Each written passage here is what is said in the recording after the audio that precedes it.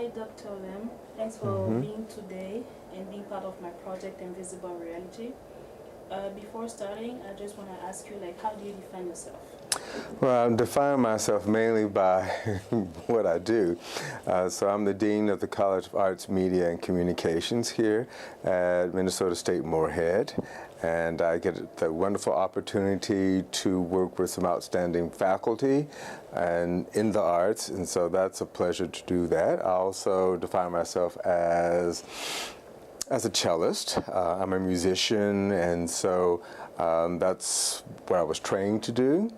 I also define myself as being an African American male, and all the history that it's behind that is a part of me. And I think of my parents and their parents and where they came from and their struggles and how that has informed me as an African American male. Okay. Thank you. The first question I have for you is, what is beauty, in your opinion? Yeah, beauty. You know, being in the arts, we always talk about beauty and what that means. And at least for me, I think of beauty in that context. I think of beauty as an experience, as beauty is a feeling, because when I hear beautiful music that makes me feel a certain way, and the same thing if I go to a dance program or art, and then it's an experience there to see it and to hear it and all those things that happens in that. But also I think beauty, when we also talk about human beauty as well. And of course, there's physical beauty, but from my experience, I've known some people who were defined as classically beautiful, and yes, that is an experience as well, but once you get to know them, it's really how those people make you feel, which is why I go back that beauty is an experience and a feeling. And so once you're around someone, is how they make you feel, and that is what you remember about someone. So it's the feeling that I get being in someone's presence. And so that's, to me, is, yes, there's physical beauty, but it's really how someone makes you feel, to me, that is most important. And someone can have a very beautiful soul, and I think that is what is long-lasting. Okay, thank you. Does colorism affect you? Yeah, sure. Colorism in the Black community is alive and well. I had a cousin that would say that the Afro didn't do us any good, didn't help us any, and she grew up in the '60s, and the Afro was a hairstyle that was supposed to be liberating, that you didn't have to straighten your hair, and that it could be the way it was, the way that God made your hair. And that now that we're still here in the 2000s, we still see that the lighter you are, the more attractive that people seem to feel that you are. And so the lighter you are, the lighter color you are, the closer you are to white, that's the ideal of perfect beauty, and the darker you are, the less so. And so we still are grappling with that. And certainly if you go to certain parts of the country, like New Orleans, where there's Creole culture, you still see that happening, and you see whole families that have basically people that are light-skinned, and it's very odd to find someone that's dark-skinned. So I'm not sure if it's just an American thing. I've traveled some in South America, around in Brazil, and we kind of see that colorism matters there as well. And I think I've also heard that it's an issue in India, and also in other cultures like in China and Japan. I often see international students, especially if they're from Japan, they always have their umbrellas because they don't want to get any darker. So I think colorism is not just an American phenomenon, that is a worldwide phenomenon. And I think that it's going to take a lot for us to get over this idea of colorism. And we see that in advertisements, what is considered beautiful when we see in magazines, and what is venerated. And it's usually not someone that is very dark skinned, and it's odd when you do see one that has a dark person on it. So we got some work to do still. I often felt that if Barack Obama looked like Samuel L. Jackson, he probably wouldn't have been president of the United States. So, but anyway, that's a personal opinion, but I think that's colorism affects all of us in a lot of ways. Are you frustrated about it? Yeah, I think I just think about the health and beauty industries and how people feel that they have to alter themselves to feel beautiful. And people having plastic surgery, and certainly in the African American community getting hair weaves, and talking about good hair and bad hair. The whole hair thing is still an issue. So I think it's still an issue, and I'm not sure how we're going to get. I still think there's going to be some generations before we finally get beyond that. Do you think, or why do you think that people have a negative attitude about our skin? I think the easiest thing is, sometimes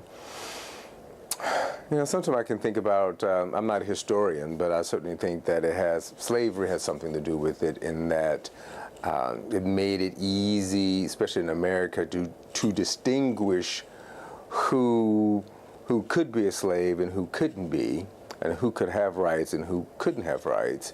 And so I think there is a hierarchy in that they, we can see that in plantation life, that if you were light skinned, usually the master visit the slave quarters, and so we have these mixed race children, but they were often the ones that were in the big house, and they were worked there. They weren't in the fields, and so it starts this classism that the darker you were, you're out in the field, and the lighter you were in the house, and also likely to receive education because of that.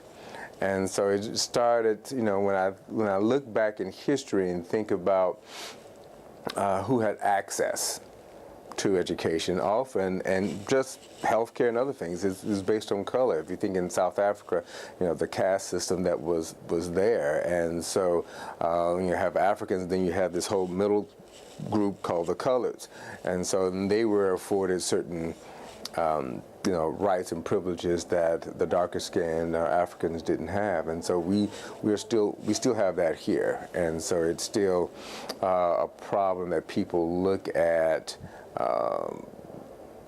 who is more credible, and I think it's still if you trace it, you can trace it back, some of it back to colorism. Do you think the light-skinned people?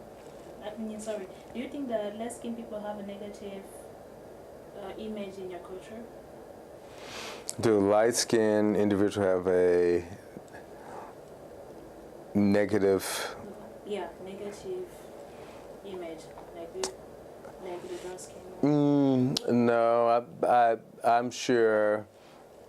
I'm sure there have been instances where I've spoken to light-skinned women, and they're talking about how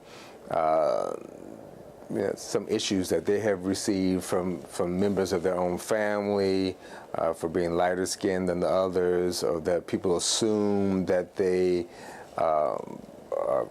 feel entitled in certain ways, or they get all the breaks, and that they feel that it's unfair and that it's not true, and they have to really work hard to show solidarity with other people of color. So I think they are affected as well, and that it's not that everything is just a bed of roses either. So, but I think they are affected by it as well, and I think it's something that the African American community still has to work through. Thank you. Why do you think it's important that we understand colorism? Well, because that's, in a way, that's, I want to say it's like internal racism, that we as a people would deny, certain access or privileges or consideration to somebody, even if we consider them as for a romantic relationship or any other kind of relationship, that we have this sense that that somehow they're not as beautiful or worthy, and I can see that crop up in families and how they treat each other. So I think it's hurtful, and it's hurtful to especially if you are darker skinned and you're trying to, it's hard enough, and that you don't really get the support that you need from home to survive and do what's necessary. So it's equally, it's already hard out there in the world, and then at home you have some of the same issues. So I think it could be it's hurtful there as well. In your opinion, how can the schools stop colorism? Well, that's very difficult because first of all, I think we got to stop racism and all the other isms. And so that's a much broader category. And I probably would think that, people outside of the community probably not necessarily aware that there's colorism issues within the black community. So you have to make people aware that colorism exists and how it exists. And so I think it's just making people aware of it. But I think the overall arching issue is, how can we be more inclusive? How can we stamp out racism? And so I think I want to stop that first before we start digging down deep to these other issues. Okay. Mm-hmm. What can you say to somebody who has been a victim of colorism, like to learn how to love themselves, appreciate their own skin, their hair, their features? Yeah, that self-love piece is a hard-won piece, and because you don't necessarily aren't validated. If you certainly look at mass media, on television, just look at on the news, and who are the TV anchors, and look at on the movies. It's very rare that you may see a dark-skinned man, but you see finding a very dark-skinned woman in the lead role is rare. You see that a few times, but not the other. That's why I think that the movie Black Panther was so meaningful to a lot of people of color, because it